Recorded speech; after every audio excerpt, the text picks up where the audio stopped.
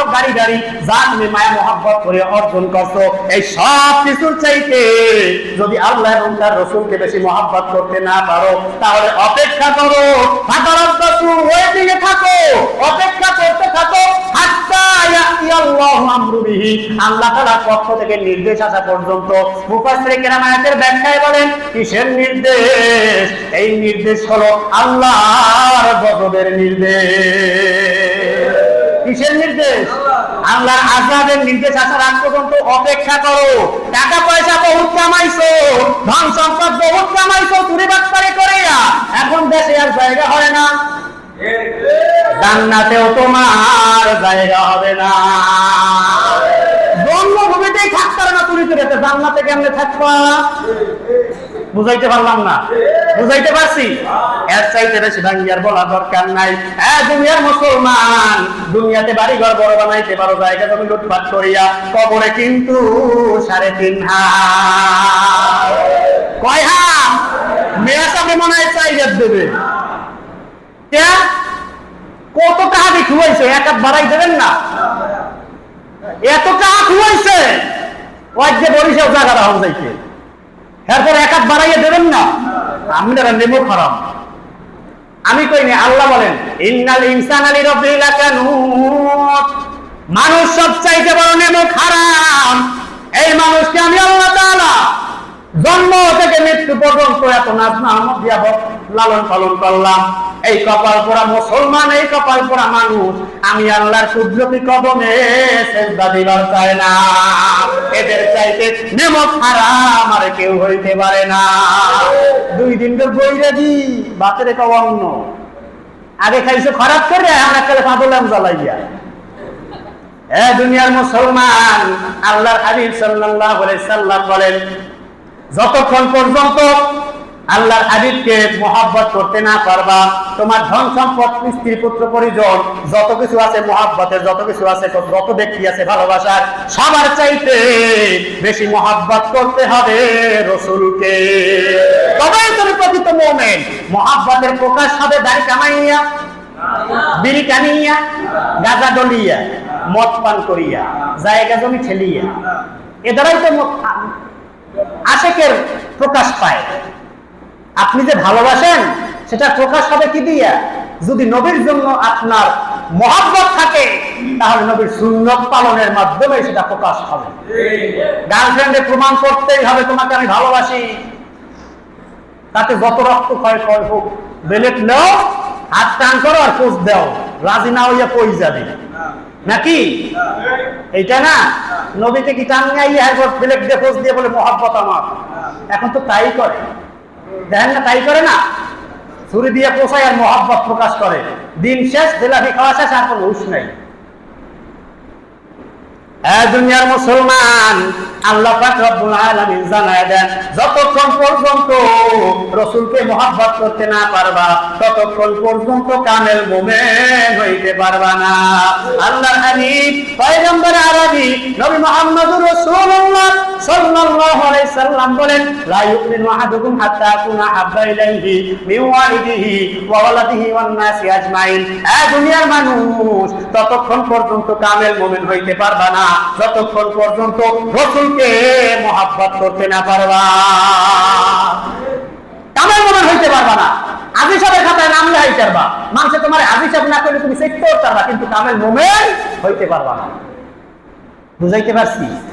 দুনিয়ার মুসলমান, সাহাবায়ে কেরাম কিরকম আল্লাহর হাবিবকে মহব্বত করছেন, আল্লাহর হাবিবকে ভালোবাসছেন, আল্লাহর হাবিবের জন্য ধন সম্পদ সবকিছু বিলায় দিচ্ছেন। আর আমরা কি করি?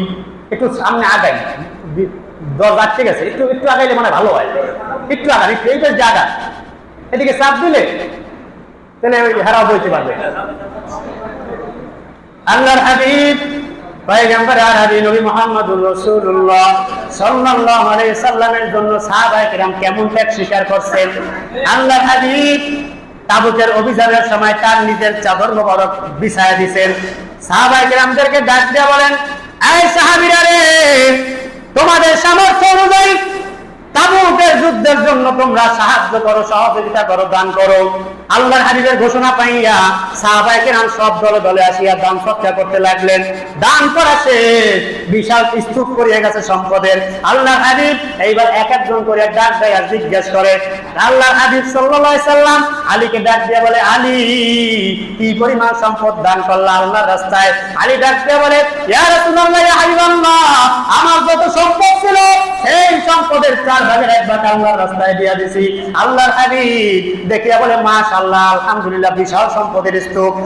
আল্লাহর হাবিব ওসমানকে ডাক দিয়া বলে, আয় ওসমান, কি পরিমাণ সম্পদ আল্লাহর রাস্তায় দান করলা? ওসমান ডাক দিয়া বলে, ইয়া রাসূলুল্লাহ, ইয়া হাবিবাল্লাহ, আমার যত সম্পদ আছে সব সম্পদের 3 ভাগের 1 ভাগ আল্লাহর রাস্তায় দান করিয়া দিছি। আল্লাহর হাবিব ডাক দিয়া বলে, মাশাআল্লাহ, আলহামদুলিল্লাহ, বিশাল সম্পদের স্তূপ। আল্লাহর হাবিব ওমরকে ডাক দিয়া বলে, আয় ওমর, কি পরিমাণ সম্পদ আল্লাহর রাস্তায় দান করলা? ওমর ডাক দিয়া বলে, ইয়া রাসূলুল্লাহ, ইয়া হাবিবাল্লাহ, আমার যত সম্পদ ছিল সব সম্পদের অর্ধেক আল্লাহর রাস্তায় দান করিয়া দিলাম। আল্লাহর হাবিব ডাক দিয়ে বলে, মাশাআল্লাহ, আলহামদুলিল্লাহ, বিশাল সম্পদের স্তূপ। আল্লাহর হাবিব আবু বকরকে ডাক দিয়া বলে, আবু বকর, ঘরের মধ্যে কি রাখিয়া আসলা? সুবহানাল্লাহ, বাড়ি যাইয়া আল্লাহর হাবিব সবার ভালো বলে যে কি পরিমাণ সম্পদ দান করলাম। আবু বকরের বেলায় আসিয়া বলে, আবু বকর, ঘরের মধ্যে কি রাখিয়া আসলাম? আল্লাহর হাবিব ডাক দিয়া বলে, আবু বকর, ঘরের মধ্যে কি রাখিয়া আসলো? আবু বকর ডাক দিয়া বলে, ইয়া রাসূলুল্লাহ, ইয়া হাবিবাল্লাহ, ঘরে আল্লাহ এবং আল্লাহর রাসূলকে রাখিয়া আসি। আল্লাহর হাবিব সাল্লাল্লাহু আলাইহি সাল্লামের সাহাবী আবু বকর কেমন দান করছেন কিতাবের মধ্যে লেখে। আল্লাহর হাবিবের সাহাবী তিনি ঘরের মধ্যে থেকে সমস্ত মাল একটা পোটলার মধ্যে ভরিয়া, এমন কি যে ল্যাম্প, কুপি ল্যাম্প, চেনেন না ল্যাম্প, সেই ল্যাম্পটা পর্যন্ত নিবাইয়া পোটলার মধ্যে লইছে। আয়েশা সিদ্দিকা রাদিয়াল্লাহু তাআলা আনহা ডাক দিয়া বলেন, এ দুনিয়ার মানুষ, আবু বকর রাদিয়াল্লাহু তাআলা আনহু সমস্ত সম্পদ পোটলার মধ্যে ভরিয়া ঘর থেকে বের হয়ে গেছে দরজা দিয়া।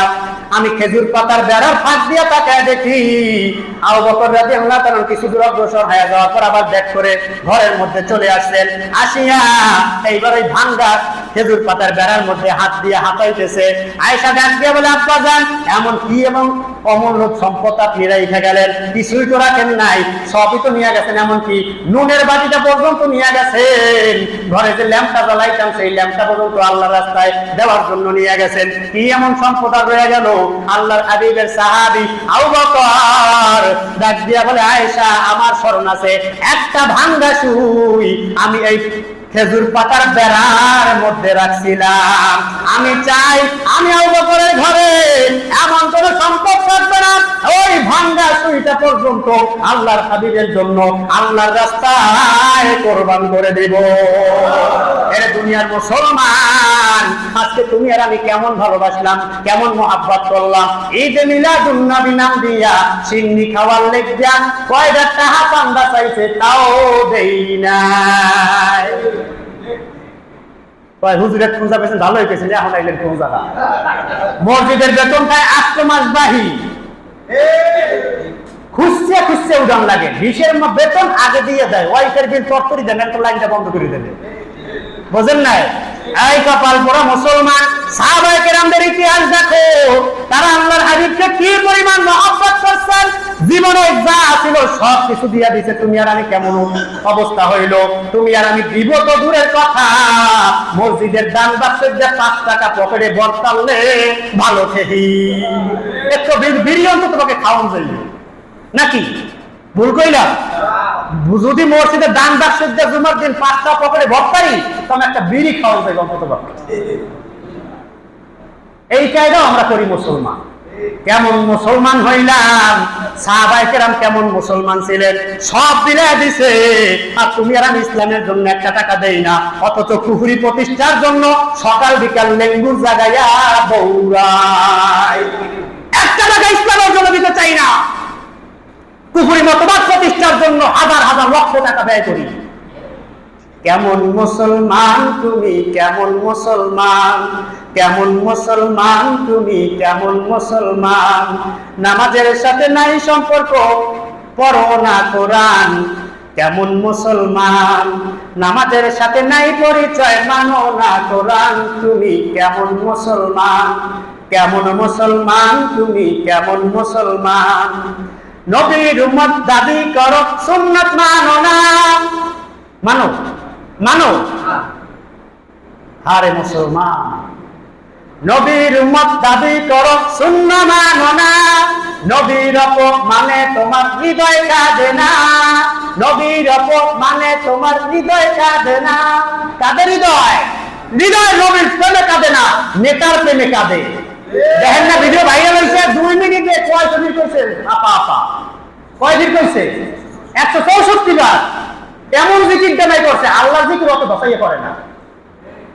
সকাল সন্ধ্যাতে তসবিহ পড়েন, 2 মিনিটে পারেন আমি 100 অতবির কইতে ভুলেও পারেন, এত মুখ লাগিয়ে।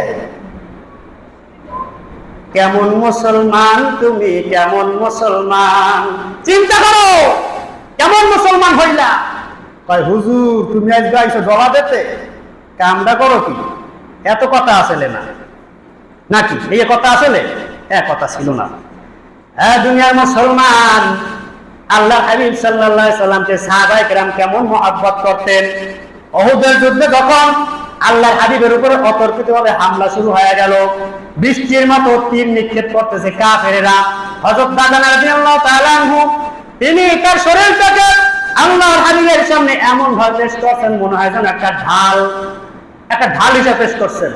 আল্লাহর হাবিবের সামনে তিনি সামন দিয়া কাফেরদের দিকে পিঠ দিয়া দাঁড়ায় গেছে, ঢাল হিসেবে নিজেকে পেশ করিয়া কাফেরদের দিকে ফিরিয়া সামনে নিজে ঢাল ধরবেন, আল্লাহর হাবিবের দিকে পিছন দিবেন।